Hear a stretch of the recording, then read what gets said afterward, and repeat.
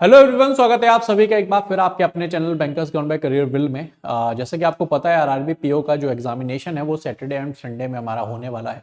बहुत सारे ऐसे भी स्टूडेंट होंगे जो पहली बार एग्जामिनेशन के लिए जा रहे हैं, तो कुछ ऐसी बातें हैं जिनके बारे में उनको पता होना चाहिए, जो बातें उनको ध्यान रखनी है। तो मैं स्टार्टिंग से ही बता देता हूँ सारा का सारा।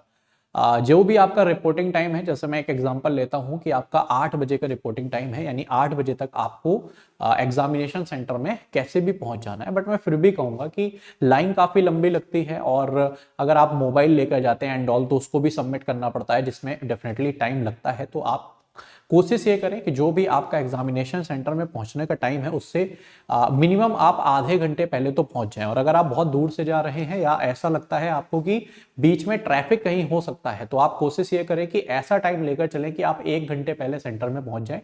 भले ही आप कुछ खाने पीने के लिए ले जाएं और वहां पर सेंटर में पहले पहुंचकर अपना थोड़ा बहुत खा पी ले, ठीक है। लेकिन सेंटर में कोशिश करें कि 1 घंटे पहले पहुंच जाए, जिससे थोड़ा सा जो माइंड है ना उसमें कोई किसी भी तरह का पैनिक ना हो आपको कि आप सेंटर में पहुंच पाओगे कि नहीं। क्योंकि बहुत बार ट्रैफिक एंड ऑल ऐसा हो जाता है कि आपका फिर थोड़ा सा लेट हो जाते हो और फिर आप एग्जामिनेशन से बाहर हो जाते हो क्योंकि आप रिपोर्टिंग टाइम में नहीं पहुंच पाते हो। ऑलराइट, तो एक चीज तो हमें ये याद रखनी है। दूसरी चीज, जैसे ही हम एग्जामिनेशन सेंटर में पहुंचते हैं तो हमको कुछ डॉक्यूमेंट्स कैरी करके ले जाना है। सबसे पहले तो आपके पास एडमिट कार्ड होना चाहिए। एडमिट कार्ड बहुत सारे ऐसे बच्चे हैं जो निकाल कर नहीं ले जाते हैं और उनको लगता है कि हम वहां पर ही कहीं पर हमको कैफे दिखेगा या वहीं पर बाहर भी कभी कभी बहुत सारे सेंटर्स में लोग निकालते रहते हैं, तो वहां पर ही हम निकलवा लेंगे। तो ये बिल्कुल भी काम नहीं करना है, आपको अपना एडमिट कार्ड पहले से निकाल के ले जाना है। अब एडमिट कार्ड में भी लोगों का डाउट होता है, सर पूरा का पूरा 2-3 पेज का नहीं, जो पहला पेज होता है उसका सिर्फ और सिर्फ आप एडमिट कार्ड लेकर जाएंगे, ठीक है। उसके बाद आपको आइडेंटिटी प्रूफ भी ले जाना है, जिसमें आपके पास ओरिजिनल एज वेल एज आपके पास उसके जीरोक्स कॉपी भी होनी चाहिए, है ना। ओरिजिनल में मैं कहूं तो आप आधार कार्ड भी ले जा सकते हैं, पैन कार्ड भी ले जा सकते हैं, अपना ड्राइविंग लाइसेंस भी ले जा सकते हैं। लेकिन मैं कहूंगा आप कोशिश ये करें कि आपका आधार कार्ड तो बना ही होगा, तो आधार कार्ड आप जरूर लेकर जाएं, ठीक है।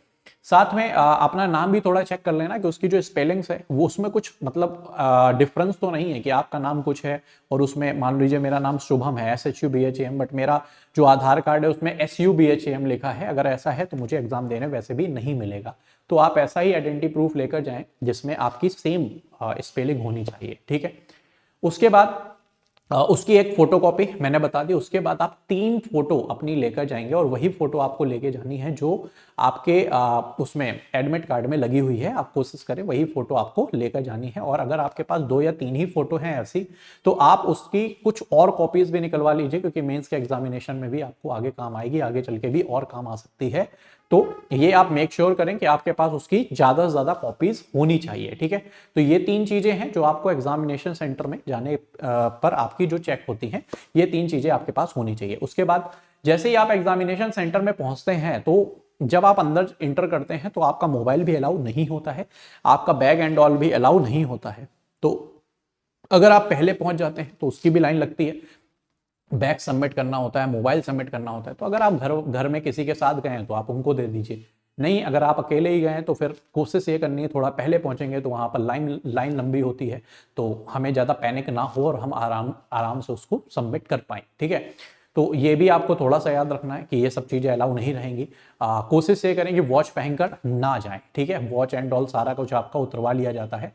कुछ भी अगर आप ब्रेसलेट पहनते हैं या कुछ भी ऐसा कुछ पहनते हैं, जैसे गर्ल्स की मैं बात करूं वो चेन पहनती हैं, है ना, या कोई भी मेटल से रिलेटेड चीज अगर आप पहनते हैं तो वो भी आपके एग्जामिनेशन में अलाउड नहीं होता है, ठीक है।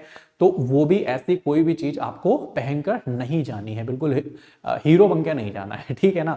कोशिश ये करनी है कि आप शूज भी ना पहन के जाएं तो भी अच्छा रहेगा। वैसे ठंड का मौसम है, ठीक है, बट बहुत सारे एग्जामिनेशन सेंटर्स ऐसे भी हैं जहां पर शूज भी आपसे उतरवा लिए जाते हैं। अब सोचो शूज ही उतरवा लिए गए हैं, अब हम कैसे, मतलब ऐसे नंगे पैर बैठे हुए हैं तो ठंड भी लग रही है तो थोड़ी सी प्रॉब्लम होती है, थोड़ा हम कंफर्टेबल उस चीज़ को लेकर नहीं होते हैं। तो कुछ ऐसे स्ट्रिक्ट सेंटर होते हैं जहां पर आपके शूज भी उतरवा लिए जाते हैं, तो इनको भी आपको कोशिश ये करें कि आप स्लीपर्स में जाएं तो और भी ज़्यादा अच्छा है। गर्ल्स जो भी हैं वो क्लिप्स एंड ऑल स्टाइलस लगा के ना जाएं, एक नॉर्मल सा जो रबर बैंड होता है वो नॉर्मल सा रबर बैंड लगाकर वो जा सकती हैं, ठीक है। एक चीज और, अभी थोड़ा सा शादी ब्याह का भी सीजन चल रहा है, तो बहुत सारे लोग ऐसे होते हैं, मेनली गर्ल्स में ऐसा देखा गया है कि अब किसी की शादी है रिलेटिव की तो हम मेहंदी एंड ऑल भी लगा लेते हैं, और जब मेहंदी हम लगा लेते हैं तो जब हम बायोमेट्रिक करते हैं तब वो डिटेक्ट नहीं करता है। तो कोशिश ये करें कि अगर अभी किसी की शादी है तो ये मेहंदी एंड ऑल से बचे, नहीं तो फिर आपको थोड़ी सी वहां पर प्रॉब्लम का फेस करना पड़ सकता है अगर आपका बायोमेट्रिक नहीं होगा तो। ठीक है, उसके बाद जब आप सेंटर में अंदर जाते हैं तो कोई भी चीज अलाउ नहीं होती है, रफ सीट आपको वहीं पर मिलने वाली है।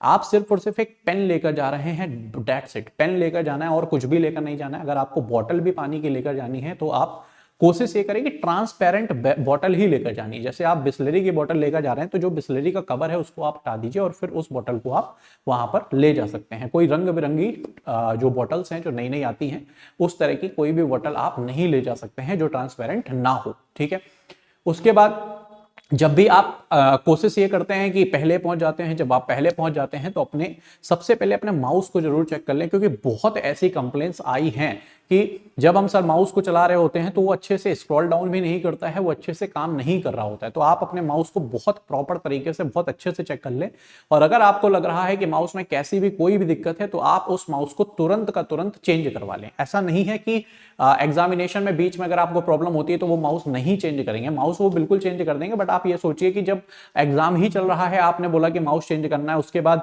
वो चेक करेंगे कि माउस आपका खराब है या नहीं, उसके बाद फिर सोचिए आपका टाइम निकलता जा रहा है, वो माउस चेंज कर रहे हैं, तो आप कहीं ना कहीं बहुत पैनिक हो जाता है। और 45 मिनट है, 80 क्वेश्चन है, तो आपको पता भी है कि एक एक सेकंड की कितनी वैल्यू है, तो इसमें फालतू का फालतू हमारा टाइम भी वेस्ट हो जाता है। इसलिए मैं कहूंगा कि कोशिश ये करना है कि जाके अपना माउस एंड ऑल भी सारा का सारा कुछ आपको वहां पर चेक कर लेना है। ऑलराइट, तो ये कुछ चीजें हैं जो डेफिनेटली आप लोगों को यहाँ पर याद रखने की बहुत ज्यादा जरूरत है। तो जितने भी ऐसे स्टूडेंट हैं जिनका पहली बार जो एग्जामिनेशन देने जा रहे हैं उनको आप जरूर ये शेयर कर दीजिएगा।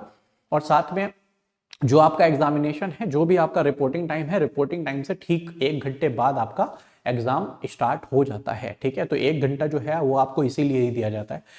कोशिश ये करें कि जो आप पेस्ट करके ले जा रहे हैं एडमिट कार्ड में, उसमें फिर साइन भी करना होता है और साथ में I hear by declare and all करके भी करना होता है ना, वो सारा का सारा, तो वो सब आप पहले से ना करके जाएं, वहां पर ही आप साइन कर लें, वहां पर ही अंदर ही सारा कुछ करें, पहले से ही ये सारी चीजें आप ना करके जाएं। ठीक है, तो आई होप आप लोगों को सारा कुछ क्लियर होगा। ठीक है, सबसे ज्यादा प्रॉब्लम फोटोकॉपी की है, हम फोटोकॉपी करा के नहीं ले जाते हैं। मैंने कितने लोगों को ऐसों को देखा है जो फोटोकॉपी करा के नहीं ले जाते हैं, इसलिए इसको आप जरूर ध्यान रखिएगा।